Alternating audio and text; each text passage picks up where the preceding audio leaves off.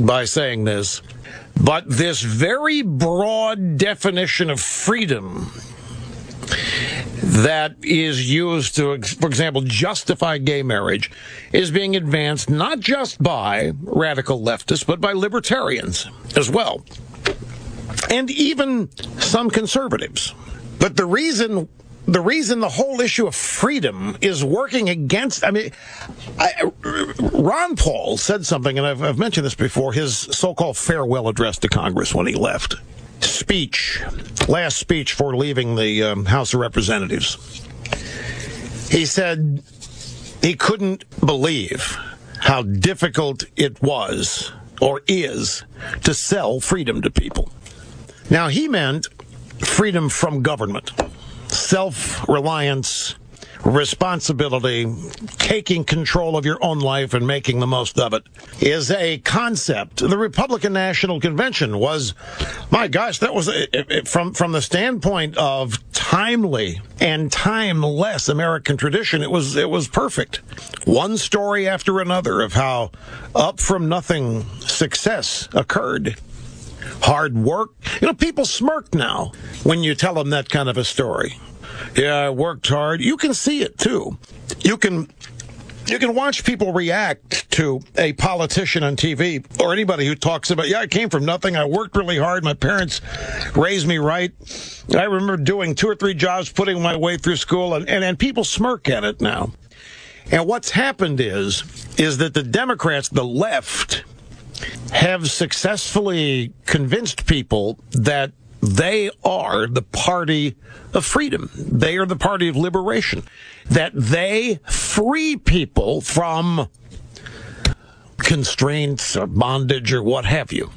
For the longest time, I noted, and I always laughed at it, and as usual, I should have taken it more seriously than I did. I remember when Bill Clinton was elected, the celebration that takes place a week before the inauguration, all these liberals show up, and they have parties in Washington on the Mall. And every day, people like Aretha Franklin would get up and sing songs about we shall overcome, we have overcome, like they just got out of jail, like they were just freed from tyranny. And I sat there and laughed. I said, what kind of loco weeds are these people? At the time, I didn't have the maturity or the experience, probably a better thing to say, to understand what was really going on. These people really do believe that those of us who are not liberals want to constrain them from having a good time. We want to punish them if they have a good time. We want to deny them fun. We are rock rigid, and then after that, we are judgmental. And why is that? Well, because they view us as people with a moral code, and they don't want a moral code. A moral code itself is punishing. A moral code has lines beyond which you're not supposed to go, and that's not fun. And the people in charge of that are a bunch of old-fashioned, dry-ball fuddy-duddies who go to church every Sunday and have sex once a year and then think they're committing sin. And we don't want to have those people running our lives. And the Democrat Party comes along and agrees with them and says, yeah, well, we're here to liberate you. We are the party that will free you. When in fact, it's at the end of the day, it's just the exact opposite. But that's why the Democrat Party is looking constantly for new groups that they can cast as victims. Groups that need protection from us, need protection from the Christian right, need protection from conservatives like Sarah Palin and me and whoever else you care to name. Gays and blacks are oppressed. I mean, that's the message in 2013 America. There are large groups of Americans still under the yoke of oppression. They are made to believe that. They go through their day believing that they're oppressed. When a Democrat wins an election, that's when they think they're set free. It's the most amazing thing. Women, War on women, what do you think that really was? In addition to being a vote-getting scheme, it was a continuation of this notion that women are oppressed, and the Democrats will free them. You want contraception every day, paid for by somebody else, so you can make love as often as you want? Here it is. We're going to make it possible for you, and we're not going to judge you. We love you more than anybody in the world. Go ahead, do whatever you want to do. We're the party of freedom. Anybody that they can claim is discriminating or being discriminated against must be protected by the government. So there's the primary need for government. Government to protect people from the oppressive right wing. The left has to have some group to champion.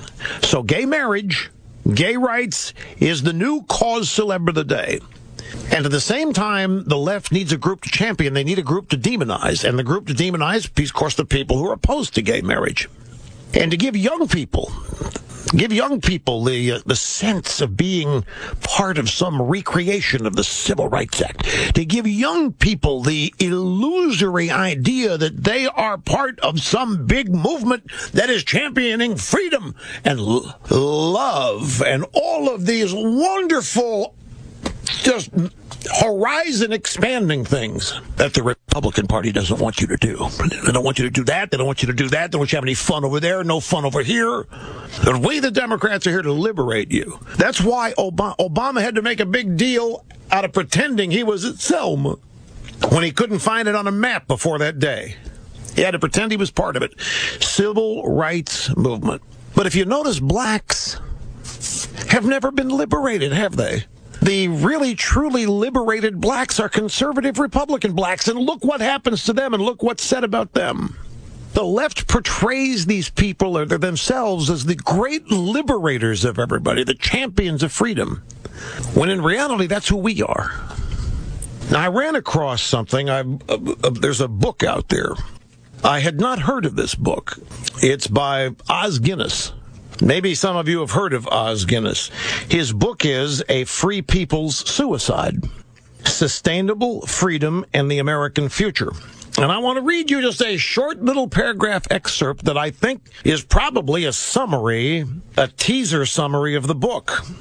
Americans today are heedlessly pursuing a vision of freedom that is short-lived and suicidal. Freedom without virtue. Leadership without character, business without trust, law without customs, education without meaning, and medicine, science, and technology without human considerations can only end in disaster. What does that mean? If you have low information voters tuning in and they hear me reading that, do you think they get it? I don't know. Not quite sure. I understand it instinctively. Freedom without virtue isn't freedom. It will eventually destroy a society. Freedom without morality. Freedom without proper constraints and restraints. Freedom without an accompanying sense of responsibility. Freedom without a spine or a spinal cord of morality. We're not talking freedom. But in today's modern vernacular, we are. To young people today, that's exactly what freedom is. Freedom is hedonism. Freedom is your sybaritic pursuits. You do whatever you want. And as long as it doesn't hurt anybody else, there's nothing wrong with it. And it's the as long as it doesn't hurt anybody else, that's where the trouble begins. Because is there great harm to a society when an age-old, I mean as old as humanity itself, custom is corrupted? Any custom, any tradition that has demonstrated its usefulness, its primacy, over hundreds of thousands of years, is a freedom that would corrupt that actually good? Is it virtuous? It isn't. But that's where we are right now, and we are here because the Democrats have succeeded in convincing so many people they're oppressed. So many people are convinced that they need to be liberated. And the Republican Party is the people that have everybody in chains. And the Republican Party wouldn't know chains if they ran into them on a snow-covered road. The Republican Party right now is willing to let pretty much anybody have whatever they want in their process of rebranding. just to do battle with this image that they are the oppressors. But that's what this is really boiled down to all about. You know, it's about the brand problem of the Republican Party. That's what it is. It's old-fashioned anti-fun, bunch of super moralistic Christians, Victorians, boring, dry ball, no fun kind of people who are so mean they would even deny people the freedom to love somebody else.